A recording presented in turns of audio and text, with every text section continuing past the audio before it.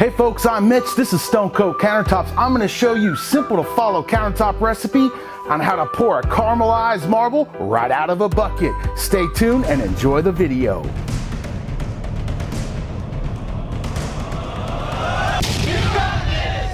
All right, folks, today we are going with art coat. Why? Because we're going on a white piece. Art coat has a long, extended working time of over 45 minutes once mixed. It's a 1-to-1 ratio epoxy and you mix for 2 minutes with a paddle mixer. Step 1, we're gonna rough up our epoxy undercoat with 220 grit sandpaper. Just rough it up for a nice mechanical bond. Make sure you subscribe and ring the bell to get notified every time we have a new video. Thanks again. So today we are coating over 3/4 inch MDF, and I've applied 2 coats of our epoxy undercoater in white. What I like about the epoxy undercoater, it dries quick, has no ammonia, and you could get to pouring epoxy.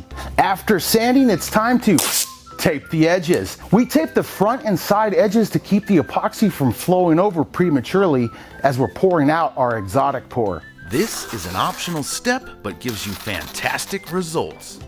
All right, we've sanded, we've taped the edges, it's time to mix. Today's recipe is an exotic pour, and that calls for a little bit more epoxy. We're gonna pour it out into separate mixing cups, tint it individually, pour it back into this bucket, and then pour that recipe right out of that bucket. Right now it is winter and it is cold. It's a good practice to heat up that epoxy before you start mixing. We do that by setting our epoxy bottles in front of a space heater for 15 to 20 minutes. We start with part B first and then part A at a 1-to-1 ratio by volume, not weight. Don't forget to hold that bucket while mixing and keep the mixing paddle from rubbing the edges or the bottom. That can cause that bucket to crack. All right, we've mixed for 2 minutes. Now we're gonna divide that mixed epoxy up into mixing cups.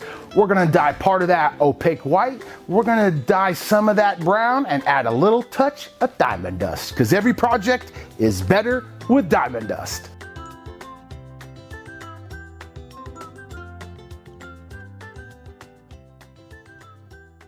A little bit goes a long way.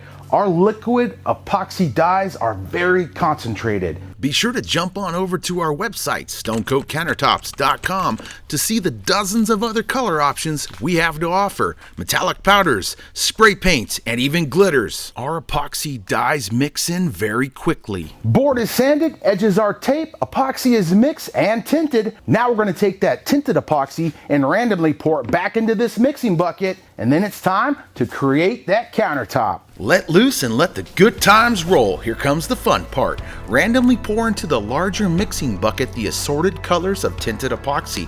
The only rules are here: make sure the epoxy makes it back into the bucket and do not stir up the exotic pour. I tried a new technique on this project. I poured the epoxy down the side of the bucket to keep it from over mixing in the exotic pour bucket. You could pour this bucket out any way you wish. I'm gonna go back and forth and see what it gives me.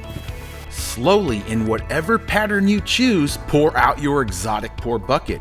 Start your pour away from the edges to allow room for the epoxy to self-level. Don't look away. Right before your eyes, a realistic, natural-looking earth tone caramelized marble comes to life. Here I am using a propane torch to remove air bubbles incorporated into the epoxy while mixing. Torching also warms up the epoxy to help it flow when I go to tilt the countertop. If you're installing on site and cannot tilt your project, you can still use a heat gun to help the epoxy flow and achieve the same results. I am using the leftover epoxy from my exotic pour bucket to fill any bare spots as the art coat epoxy is still self-leveling. Art coat has an unmatched UV resistance and exceptionally long open working time. As I tilted the project towards the back, I had Luke use the propane torch to warm the epoxy and help it flow, and quickly eliminate any voids. It's been about 25 minutes since I mixed the epoxy. I will leave the tape dam on the edges for about another 20 minutes before pulling the tape and making sure the edges are evenly coated. All right, folks, question of the day. Is that a caramel marble countertop that you want to take a bite out of? Let me know in the comments below. Yummy, I want some, or no thanks, not for me. All right, it's been about 20 minutes. It's time to peel that tape and make sure our edges are evenly coated. This step is simple. I like to start in the corner of the project, pull the tape away from the top of the countertop in a downward motion to help that epoxy flow over the edges. All right, that tape dam did pretty good. Now we're gonna take our gloved hands, rub those edges to make sure the edges are evenly coated. That is it, folks. Rubbing the edges is the last step in this exotic pour caramelized marble color coat. If you would like to learn how to apply clear coat to this project, I will leave a link to one of our clear coat videos in the description below. We have done the arduous work for you.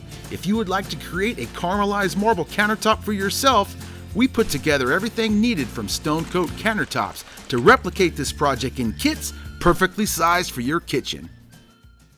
From all of us here at Stone Coat Countertops, we'll see you on the next video, and don't forget, you got this.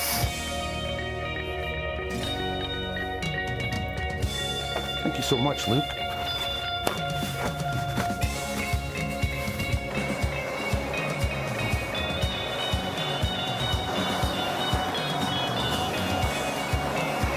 I think that was perfect timing on the drips.